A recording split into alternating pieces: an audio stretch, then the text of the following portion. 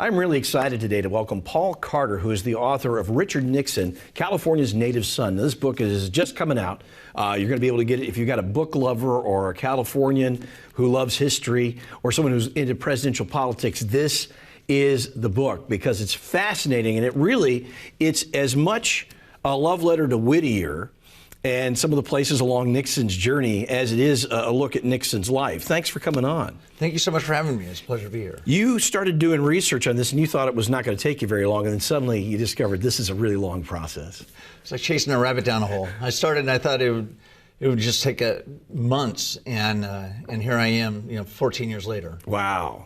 And so you actually met President Nixon after he was out of office. You were volunteering at the Nixon Presidential Library. I was. Well, I was a student at Cal State Fullerton, and that's what really triggered my interest in him, is the dichotomy between what the private man was versus the public image. He was so different than I expected him to be. And the foreword is written by his daughter, Tricia Nixon Cox. Obviously, she liked what you were writing well enough to write the foreword to the book.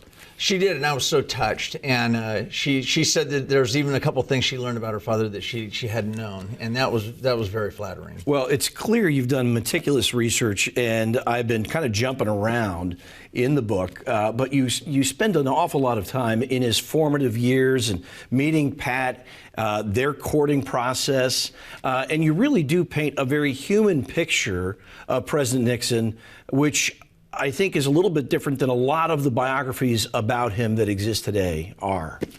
Well, everybody tries to villainize Richard Nixon, and I took a look at him from the perspective of villainizing him myself and then meeting him and realizing he wasn't a villain.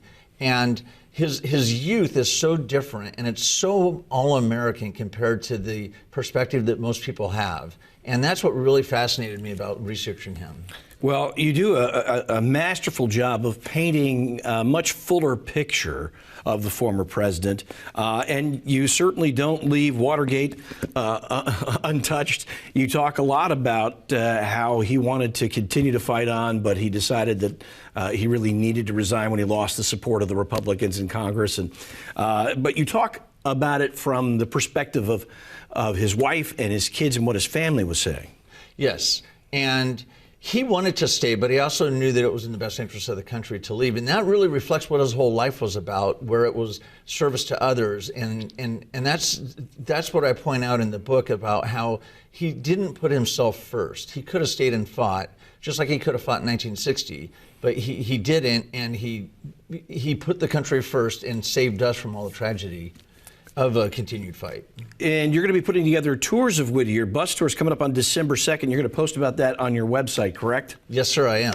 All right, you can get this book, and you go to richardnixonsocal.com. That's the website where you can find out about the bus tours of Whittier. It's going to be fascinating, but this is a terrific book.